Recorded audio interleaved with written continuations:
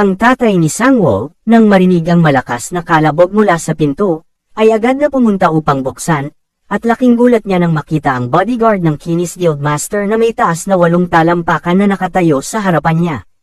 Ang ama ni Sangwoo ay nag-aatubili na binati siya, at ang bodyguard ay humihingi ng paumanhin para sa pagbisita ng gabing-gabi na, at nais lamang niyang ipaalam sa kanila na ang misyon ni Sangwoo ay matagumpay at siya ay uuwi kaagad dito. Habang kausap niya ang tatay ni Sangwoo, lingid sa kanilang kaalaman, sinasakal niya ang isa sa mga miyembro ng Silver Moon Guild na mag-ho-hostage sana sa mga magulang ni Sangwoo. Nagtanong ang ama ni Sangwoo kung nasaktan ba ang kanyang anak o hindi, at gusto niyang malaman ang higit pa tungkol sa sitwasyon, kaya niyaya niya itong pumasok, ngunit magalang siyang tumanggi, at sinabing may iba pa siyang negosyong dapat asikasuhin habang tinitingnan ng ibang mga kagrupo ng bastardo. Dinala niya ang lahat ng miyembro ng Silver Moon Guild sa labas na muntik ng umatake sa pamilya ni Sangwoo, at doon sila ay binugbog at pinatulog. Ito ang mga naganap na pangyayari malapit sa apartment ni Sangwoo, at sinagot nito ang telepono mula sa vice leader. Tinawag niya itong mangmang at itinapon ang telepono, at pagkatapos ay nakipag-usap kay Park Won-tae at ipinaalam sa kanya na ang lahat ay naayos na. Bumalik ang eksena sa vice leader at natapos na rin dito ang tawag. Siya ay sumisigaw at nagmumura sa telepono, ngunit mabilis siyang nawala ng kakayahang huminga at nawala ng sigla ang lahat ng bahagi ng kanyang katawan.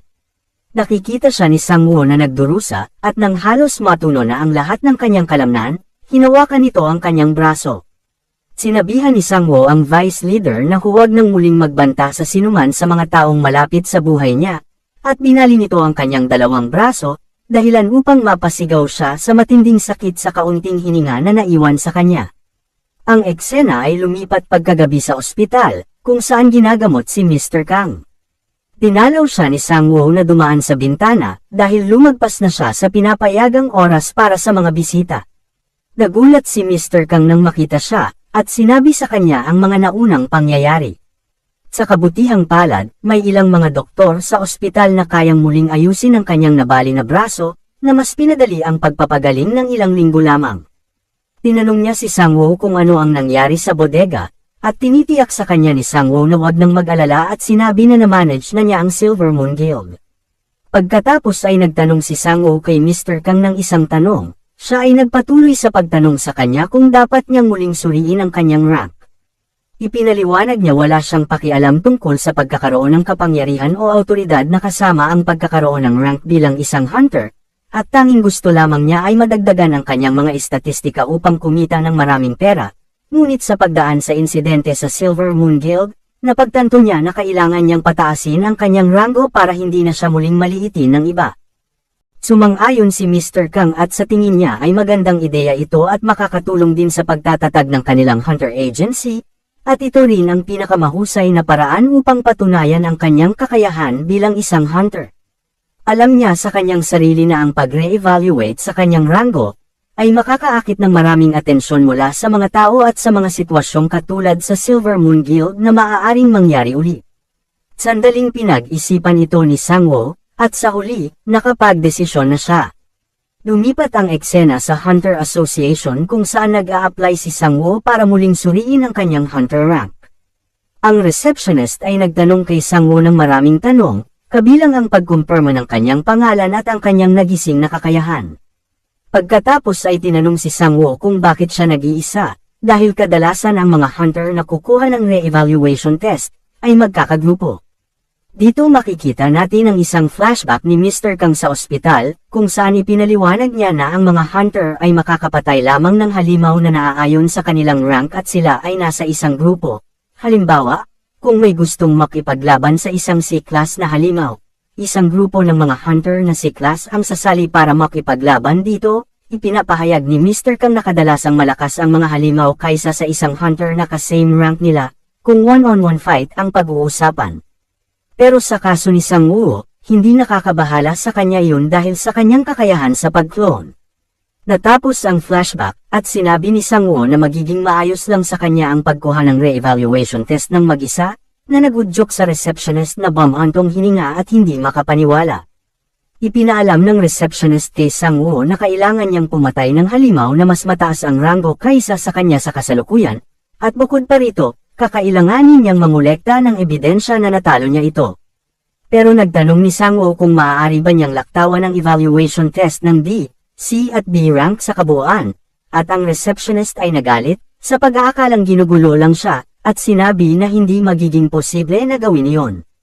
Ipinagkibit balikat ito ni Sang-woo at nagtanong kung anong halimaw ang dapat niyang patayin para mag-rank up, at ipinaliwanag ng receptionist na kailangan niyang talunin ang D-rank monster na Fishman.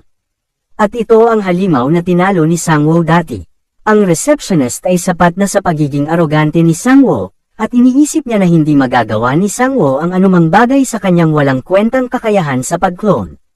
Sinusubukan ng receptionist na ipaliwanag ang mga mapanganib na katangian at paraan sa pagtalo sa Fishman, kung saan wala siyang kamalay-malay na hindi na siya pinapansin ni Sang-woo, na lalong nagpagalit ulit sa kanya.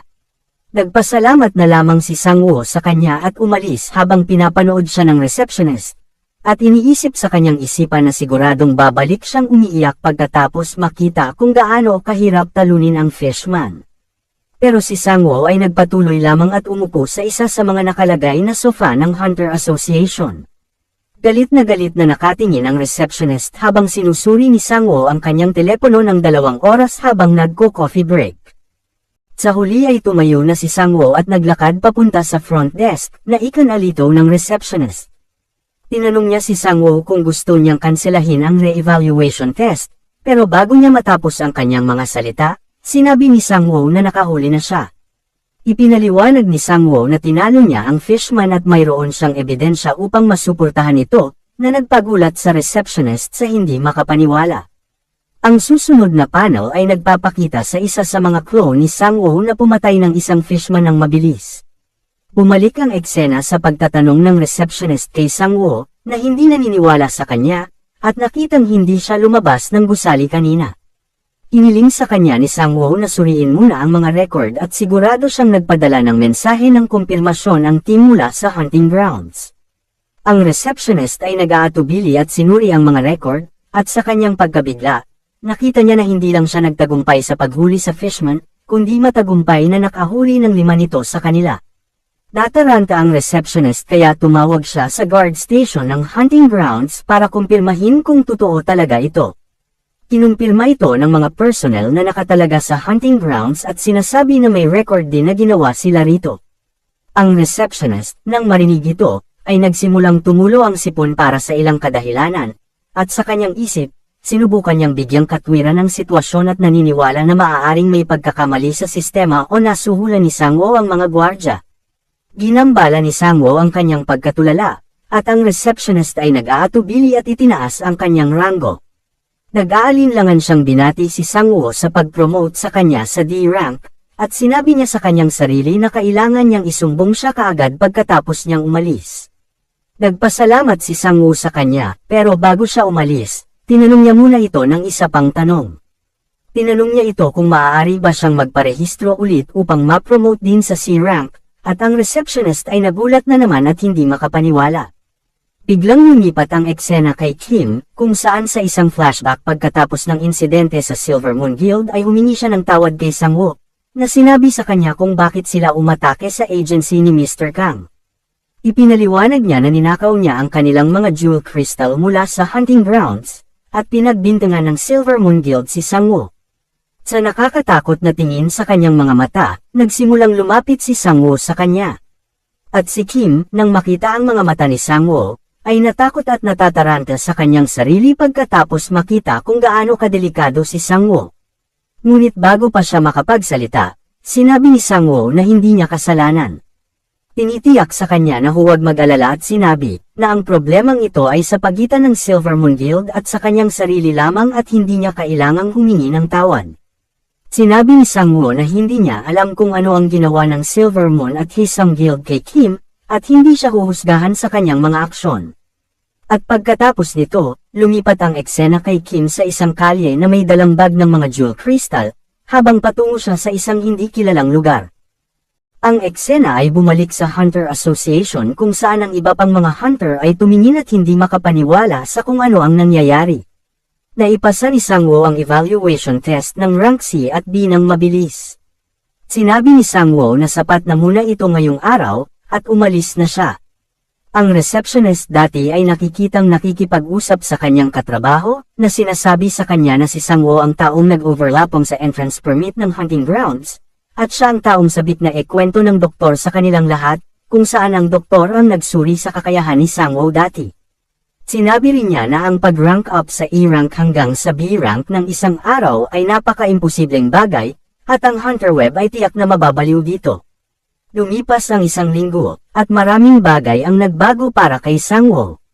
Lumabas siya sa maraming artikulo ng balita na binabalangkas ang kanyang hindi kapani-paniwalang pagtaas ng ranggo, na talagang predicted niya na ito, at ang Hunter Web ay napuno ng mga pag-uusap tungkol sa kamanghamanghang kasanayan ni Sang-woo.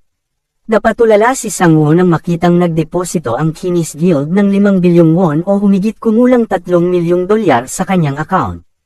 Tumawag siya kay Park Wan-tae at sinasabi kung gaano karaming pera ito, pero tinitiyak sa kanya at sinabi na ito ay kabayaran para sa isang matagumpay na misyon. Ramdam ni Mr. Park ang kanyang pag-aatubili na tanggapin ang pera, at sinabi na walang ibang kumuha ng trabahong ito sa umpisa pa lang, kaya tiniyak sa kanya na ito ay kinita niya. Bago ibinaba ang tawag, sinabi ni Park kay Sang-woo na bumisita sa guild balang araw, na sinasabi na gustong makita siya ng kanyang nailigtas na mga miyembro sa team. Natapos na ang tawag at nagdiwang si Sang-woo, dahil hindi na niya kailangang mag-alala tungkol sa mga bayarin sa ospital ng kanyang kapatid na babae mula ngayon. Sinasabi din niya na sa halaga ng perang ito ay maaari niyang ma-hire ang S-class healer na tinatawag na si Bless, upang mapagaling ang kanyang kapatid. At handa pa siyang magmakaawa at lumuhod sa harap nito kung ang kapalit nun ay makakatulong sa pagpapagaling ng kanyang kapatid. Lumipat ang eksena kay Yang, ang Silver Moon Guild Master, na galit habang minumura niya ang pagkatalo ng Vice Leader sa kamay ni Sang-woo. At sinabi din niya na wala silang bagay na gagawin sa ninakaw nilang Cursed Crystal mula sa YOLO Guild, at nakikita na ang planong ito ay masyadong mapanganib upang isakatuparan at may potensyal na masangkot pa ang Chinese Guild. Sinusubukan niyang sirain ang mga dokumentong nauugnay dito, ngunit bago niya magawa, isang boses ang tumawag sa kanyang pangalan. Ito ang YOLO Guild Master, si Han Mi-ho, at hinarap siya nito, at sinabing alam niya na sila ang nagnakaw sa storage facility nila. Sinubukan ng Silver Moon Guild Master na atakihin siya, ngunit agad niya itong napabagsak. Ano ang susunod na mangyayari at ano ang nag-aabang para kay Sang-woo? Well, alamin natin sa susunod na video.